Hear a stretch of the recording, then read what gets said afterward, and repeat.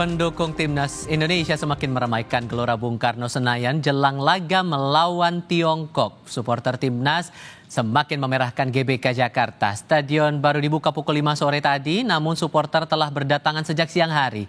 Diperkirakan 70.000 penonton akan memenuhi stadion memberikan semangat bagi timnas kita agar mengalahkan Tiongkok.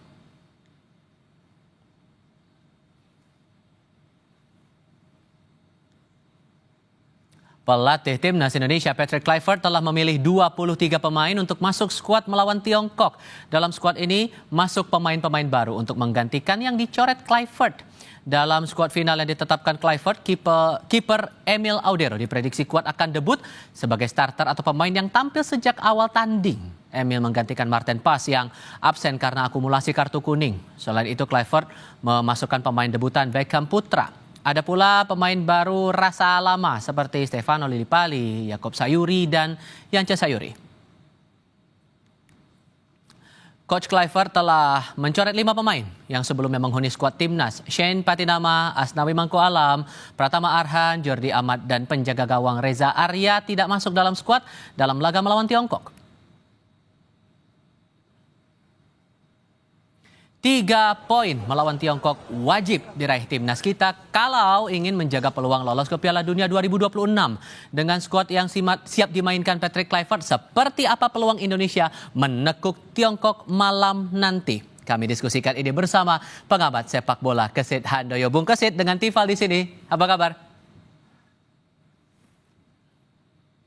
Bung Kesit, suara Tifal terdengarkah, Bung? Bung Kesit.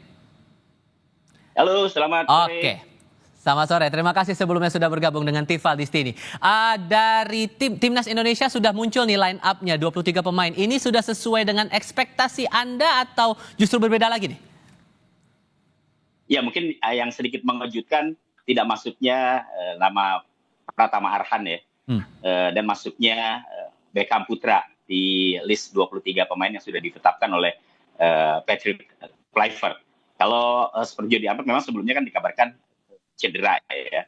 Tapi kalau kita lihat dari 23 pemain yang saat ini sudah masuk dalam list DSP dari timnas, saya kira sudah pas lah dengan apa yang dipilih oleh Patrick Kluivert. Sehingga menurut Anda secara umum dengan skuad kita seperti ini dan peluang kita memainkan formasi dalam pertandingan nanti itu 3-4-3 ini akan membuka kans kita bisa melesat mudah melawan Tiongkok malam ini? Iya, kalau dari formasi yang ada ya dengan 23 pemain yang ada, saya pikir sejak awal sebenarnya memang timnas kita diunggulkan untuk bisa memenangkan pertandingan malam nanti menghadapi China ya.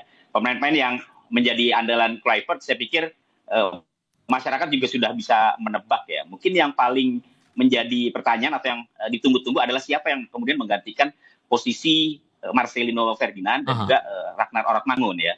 Tapi kan ada nama-nama seperti Yaakob Sayuri, kemudian juga ada Stefano Lillipali, ada juga Egy Maulana Fikri. Saya pikir 3 pemain itu bisa menjadi opsi untuk menggantikan posisi dari ketidakhadiran Marcelino dan juga Ragnar Orotmangun. Kalau di bagian penjaga gawang kan Emil Audero, saya pikir itu akan menjadi pilihan pertama dari Kluivert. Ya. Kemudian di 3 belakang, trio Justin Hapner, kemudian J. Itzes dan juga Rizky Ridho, saya pikir juga tidak tergantikan. Kalaupun ada pergantian mungkin di posisi belakang bisa saja Miss Hilgers yang dipasang lebih awal, kemudian Hapner duduk di bangku cadangan. Tapi kalau saya feelingnya sih sepertinya trio J. Itzes, Rizky Ridho, dan Hapner masih menjadi pilihan utama.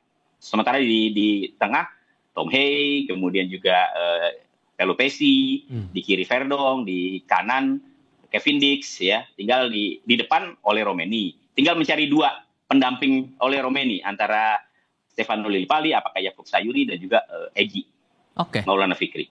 Sehingga kalau bisa saya simpulkan, walaupun 5 pemain kita absen untuk pertandingan malam ini, posisi kita sebetulnya masih bisa berjuang lebih mudah untuk pertandingan malam ini ya? Sangat bisa. Karena apa yang dimiliki atau materi pemain yang dimiliki oleh Kluivert pada saat ini memang menurut saya baik pemain-pemain yang duduk di bangku cadangan selama ini, kemudian juga dengan pemain-pemain utama, saya pikir tidak ada perbedaan lah ya. Artinya 11 pertama dengan 11 kedua itu masih bisa diharapkan untuk bisa mendulang poin penuh dalam pertandingan menghadapi China. Terlepas dari itu semua, tetap harus ada kewaspadaan dong yang harus kita pantau juga dari tim lawan Pasti. kita Tiongkok ini. Hal apa yang perlu kita Pasti. perhatikan di sini? Ya, saya pikir yang pertama tentunya jangan underestimate ya.